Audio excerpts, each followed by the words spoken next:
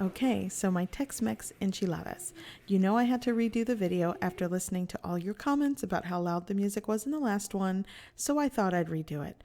And now for the ingredients. I will be using 1 pound of lean ground beef.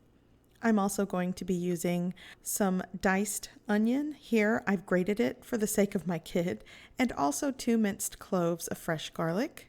Here I have 1/4 teaspoon of ground cumin, and I'm also going to be using a 1/2 teaspoon of salt. And I want to show you the ground beef, the ratio of fat to lean beef is the 85-15. I wouldn't use anything higher in fat because then you're just going to be draining a lot of fat. So if you can get your hands on leaner ground beef, it works a lot better. Now for the ingredients of the red sauce. So I will be using 1/4 cup of oil, 1/4 cup of all-purpose flour, 3 tablespoons of chili powder, a 1/2 teaspoon of granulated garlic, a 1/2 teaspoon of onion powder, and 1/4 teaspoon to a 1/2 teaspoon of ground cumin. And typically I also like to use a bouillon cube, a chicken flavored bouillon cube, and I like to add about 2.5 cups of water. But again, I've read your comments and a lot of you asked if you could use chicken stock or chicken broth. So today I will be using 2 to 2.5 cups of chicken broth. And this broth is a lower sodium broth that I got out of the store-bought cartons. If you have your own chicken stock that you make or you have the canned chicken broth, that works fine. And the reason for the lower sodium chicken broth is so that I can add salt to taste after I mix it up. So again, you can use 2.5 cups of water and 1 bouillon cube, or your 2.5 cups of chicken stock or broth. I'm also going to be using 14 to 16 corn tortillas,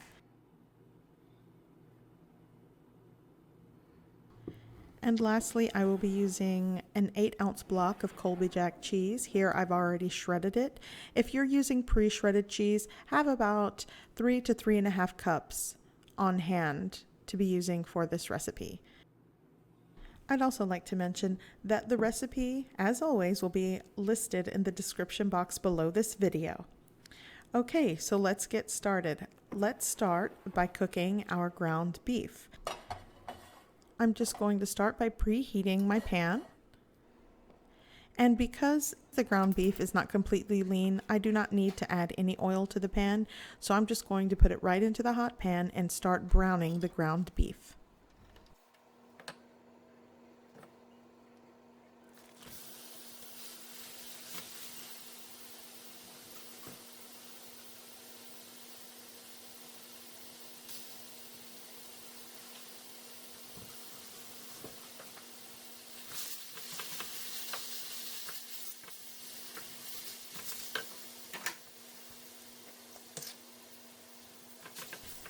I'm also going to start adding my seasonings. I'll go ahead and add my 1/2 teaspoon of salt. And I didn't mention this in the ingredients earlier, but I'm going to go ahead and add some pepper as well.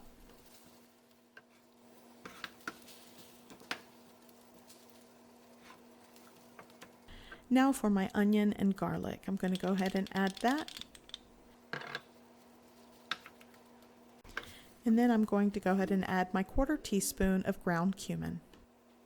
I would like to mention that while you are making all of the components to put your enchiladas together, if you find that you want to add other seasonings and spices to your ground meat or to your enchilada sauce, by all means add it. Add your quantities to what you like.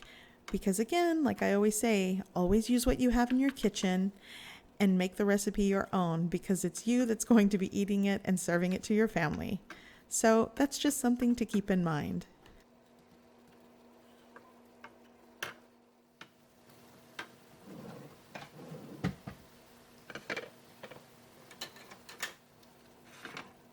Okay, so my ground beef is all cooked, and I just wanted to show you that this actually did not render tons of fat, so I'm really not going to drain it because I might end up draining all the important juices that were released from the meat and the seasoning and spices. So I'll leave as is, but you want to set aside to allow it to cool. So now I'm going to move on to the next component of putting our enchiladas together, and that is the corn tortillas. Now what I'm doing here is I just have a pan preheating and I'm going to add a good amount of oil, probably a quarter cup or a couple of tablespoons. And as soon as your oil gets hot enough, you want to go ahead and toss in your corn tortilla. And this is not frying it to a crisp, this is warming it through with the hot oil. So I would not leave the corn tortilla in the pan any longer than 8 to 10 seconds. I literally put it 3 seconds on each side and remove it from the pan because again, I don't want this to get crispy. I just want it to be nice and pliable. So when it cools off, I can still roll out my enchiladas. So don't skip this step. It really does help.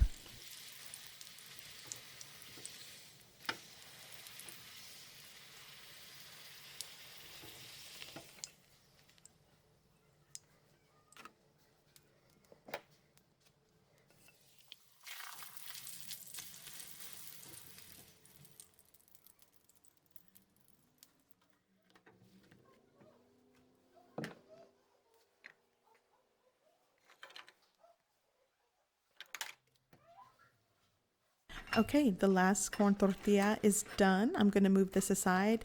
And here they are. I have them on a baking sheet. I'm going to let them cool. And now let's move on to our enchilada red sauce. So here I have a fairly large wide skillet. I like a lot of room to whisk. I'm going to add my quarter cup of oil, let that heat up. And I would like to show you, this is pretty much where I'm at. It's at a medium heat, maybe medium high. So now I'm going to add my quarter cup of all-purpose flour and start mixing that into the oil. And if you haven't figured out yet, yes, we are making a roux. Basically, this enchilada sauce is like an enchilada gravy.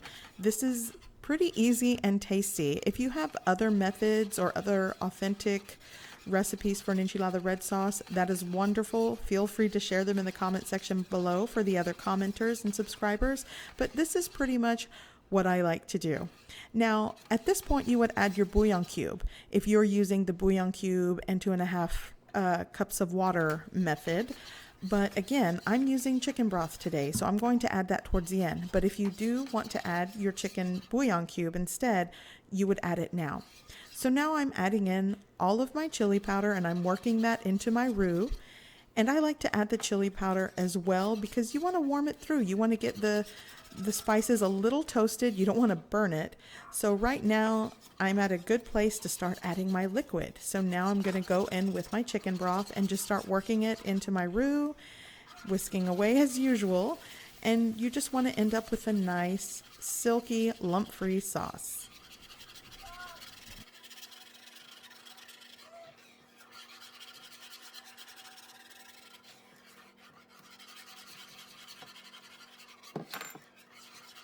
Okay, so now that I've worked out any lumps, I'm going to go ahead and add my other seasonings and spices, my ground cumin, my granulated garlic powder, and my onion powder. And once I whisk this in, I may add salt to taste. But again, if you're using a bouillon cube with water, you might not want to add extra salt. And I also wanted to show you the chili powder that I'm using. A lot of you ask what I use, and this is actually the Fiesta brand chili powder. I normally buy what's on sale, but this is what I'm using today. Okay, so my sauce is done. Now let's put these enchiladas together.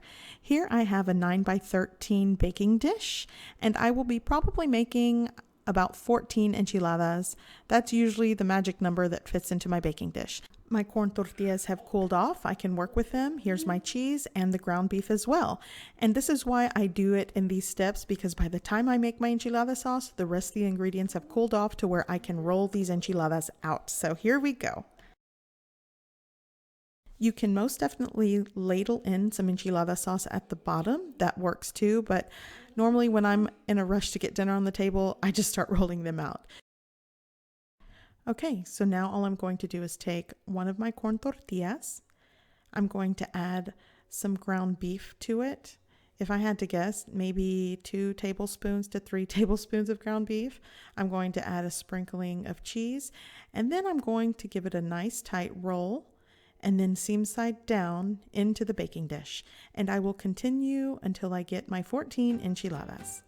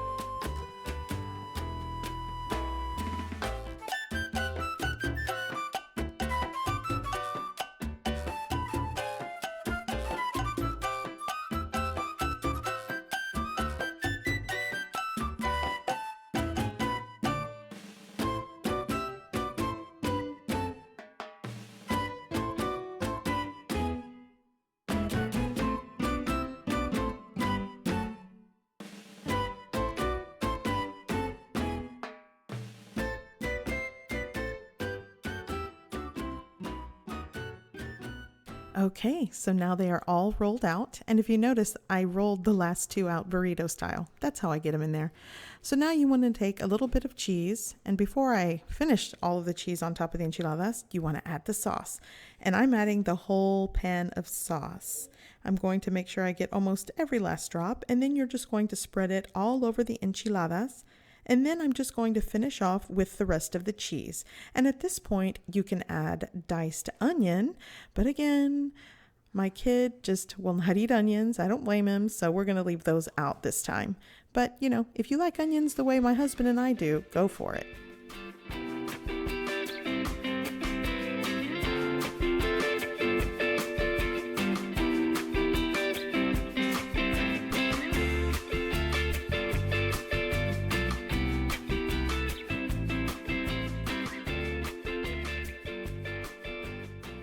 Now I am going to cover this with aluminum foil, and I will be baking this in a preheated oven of 375 degrees Fahrenheit for 20 minutes covered, and then a 10 to 15 minutes uncovered.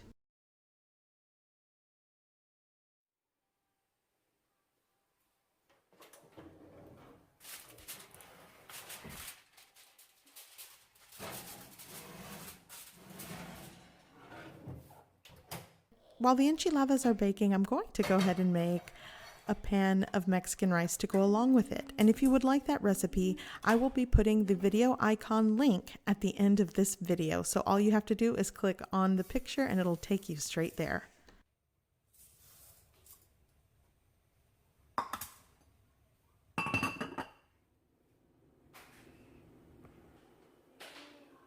It has been 20 minutes, so now I am going to carefully remove the cover. You might want to do this with a pair of tongs or a towel, and remove the aluminum foil, and I'm going to allow this to bake for an additional 15 minutes.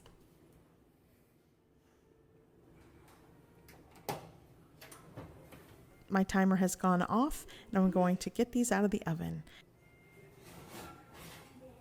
And here's a close-up shot of what you're looking at. They smell wonderful, by the way. And another tip, once you remove your enchiladas, allow them to set for at least 15 minutes.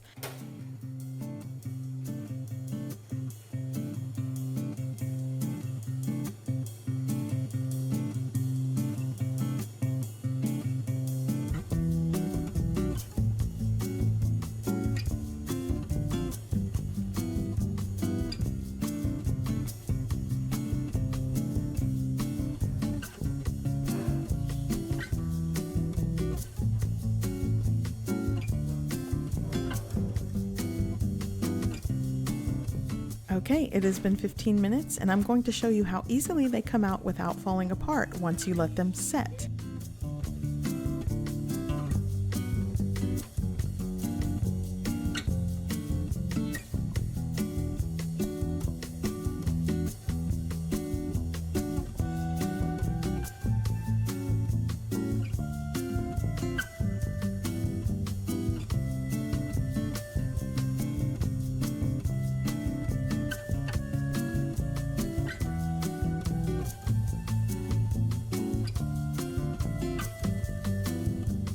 I hope you give this recipe a try. I hope you like it, and thanks for watching.